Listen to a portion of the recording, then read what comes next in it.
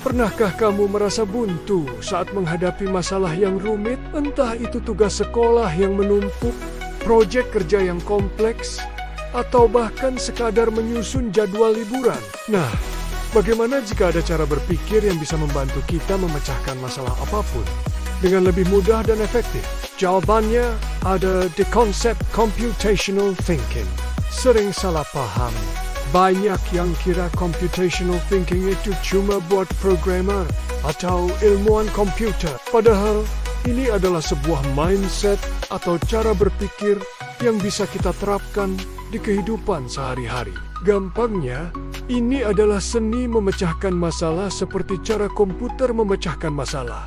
Secara logis, sistematis, dan efisien.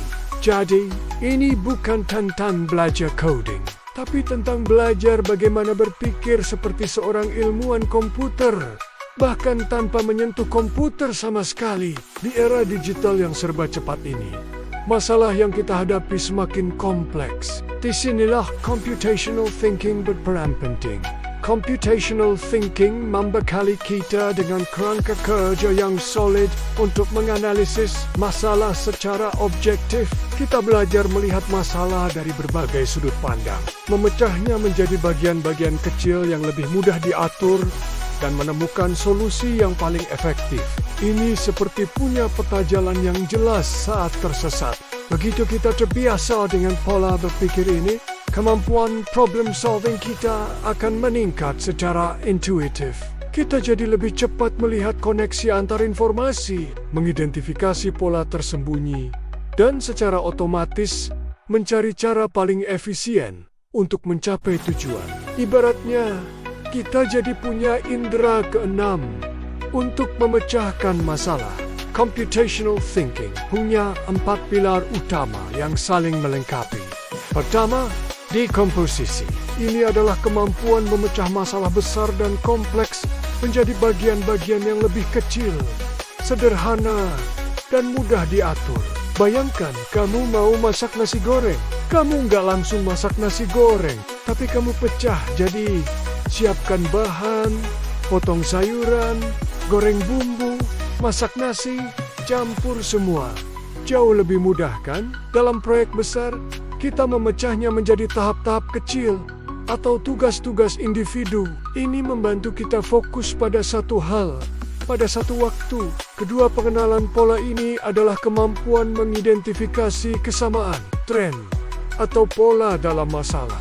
Pola-pola ini bisa berupa pengalaman masa lalu yang serupa atau masalah yang punya solusi yang sama. Saat kamu mengerjakan soal matematika yang mirip dengan sebelumnya, kamu langsung tahu cara menyelesaikannya karena mengenali polanya. Data analis mencari pola dalam data penjualan untuk memprediksi tren pasar. Ketiga, abstraksi. Ini adalah kemampuan fokus pada informasi yang penting dan mengabaikan detail yang tidak relevan. Kita menyederhanakan masalah dengan hanya mempertimbangkan elemen-elemen kunci. Ketika kamu memberikan petunjuk arah, kamu tidak menjelaskan setiap belokan kecil di gang-gang. Kamu hanya menyebutkan patokan penting. Desainer aplikasi hanya fokus pada fungsi inti sebuah fitur, mengabaikan detail teknis awal yang tidak relevan bagi pengguna. Keempat, algoritma ini adalah serangkaian langkah-langkah, terstruktur dan berurutan untuk memecahkan masalah atau mencapai tujuan. Resep masakan adalah sebuah algoritma. Kamu mengikuti langkah-langkahnya untuk mendapatkan hasil akhir. Merancang flowchart untuk proses registrasi online, atau membuat daftar tugas harian yang harus diselesaikan. Manfaat di kehidupan nyata aplikasi luas dengan menguasai keempat pilar ini. Kamu akan merasakan manfaatnya di berbagai aspek kehidupan. Pendidikan, membantu dalam memahami konsep-konsep kompleks, memecah tugas-tugas sulit, dan meningkatkan nilai pelajaran. Karir, di dunia kerja, kemampuan problem solving dan berpikir logis sangat dicari. Dari insinyur, marketer, hingga desainer. Kehidupan sehari-hari, merencanakan keuangan, mengatur jadwal, bahkan menemukan solusi kreatif untuk masalah rumah tangga.